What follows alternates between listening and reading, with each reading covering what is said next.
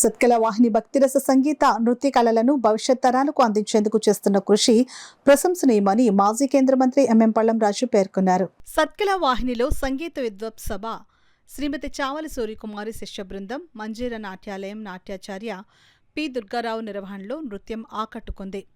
ఈ కార్యక్రమంలో ముఖ్య అతిథిగా మాజీ కేంద్ర మంత్రి వర్యులు ఎంఎం పళ్ళం రాజు హాజరై నృత్యాన్ని వీక్షించారు. ఈ కార్యక్రమంలో విద్యార్థులు చిన్నారులకు పళ్ళం రాజు చేతుల మీదుగా బహుమతులు అందజేశారు. అనంతరం నిర్వాహకులు ఈవి కృష్ణమాచార్యులు లక్ష్మీ చేతుల మీదుగా ముఖ్య అతిథి ఎంపీ పళ్ళం రాజును సన్మానించారు. సత్కల వాహిని సభ్యులు గోపాల్ నర్సరాజు, రామకృష్ణ, గరికపర్తి, నమశివయ్య, విద్యార్థులు, తల్లిదండ్రులు, ప్రేక్షకులు ఈ కార్యక్రమంలో పాల్గొన్నారు. అయితే వాళ్ళు ఇంకా ఇలాగ ప్రోత్సహిస్తూ ఉండడం, ఈ కాకినాడ ఈ కళని ఇలా వెలుగుపడుతూ ఉండడం కూడా చాలా సంతోషపడుతుంది.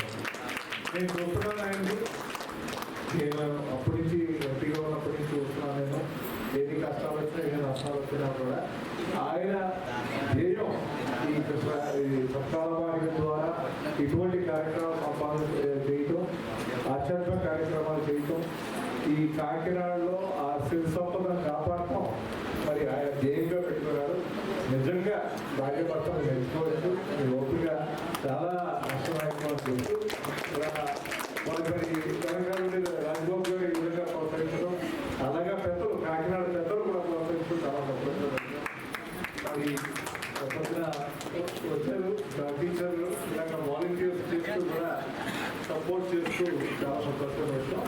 ఈ విధంగా ఈ వేదిక ఇలాగా కళారూపంలో మీరు ఎప్పుడు వచ్చాలని కోరుకుంటూ ఈ అవకాశం ఇచ్చిన ఒకసారి ప్రత్యేక పెట్టుకుంటాను. వెళ్ళి హనుమాన్ యాత్ర చేసినాము. ఒకవేళ లేకపోతే నా తాళాలు మీ దగ్గర ఉంటాయి, మా పిల్ల దగ్గర మదం దగ్గర ఉంటాయి, తీర్థం మీరు భజన చేసుకుని వెళ్ళిపోండి అని చెప్పి మనందరూ కూడా పార్లమెంట్ చూపించి పార్లమెంట్ గడియారాన్ని మనకి ఇచ్చి మరి వెళ్ళిన వాళ్ళందరికీ కూడా శాలువాలు కట్టి సన్మానం చేసిన మహనీయులు. మరి ఎప్పటికీ కూడా గడ్డ మనకి సత్కల వాహిని అనగానే కడల్లాల్ గారి ఇప్పుడు అక్కడ ఉంటుంది. బాగా ఎప్పుడు కూడా అక్కడ అలాగే ఆయన కమ్యూనిటీ కేంద్ర మంత్రిగా హోంమంత్రిగా చేయక ముందు కూడా ఆయన వేరే కోర్టులో పెద్ద మంత్రిగా రక్షణ శాఖలు కూడా రక్షణ సహాయ మంత్రిగా చేసినప్పుడు కూడా అబ్బాయి ఎంతటి హాయిగా మేము రాష్ట్రపతి భవన్గా ఆయన దగ్గరికి వెళ్తున్నవాడు. ఆయన ప్రేమ ఆప్యాయత అప్పుడు ఎప్పుడు ఒకలాగా పదవులు మారచ్చు, యంత్రాంగాలు మారచ్చు, రాజ్యాంగాలు మారచ్చు, రాజకీయ పార్టీలు మారచ్చు, కానీ ఏదైనా కానీ ఇందిరాగాంధీ గారి నుంచి, నెహ్రూ గారి నుంచి, శ్రీరామ్ సంజీవరావు గారు వాళ్ళ తనయుడు ఒకే పాలనలో అప్పుడు ఎప్పుడు కూడా మంచి పుష్పం మన పుష్పం ఎప్పుడు సువాసన మెద్దజేస్తుంది. అటువంటి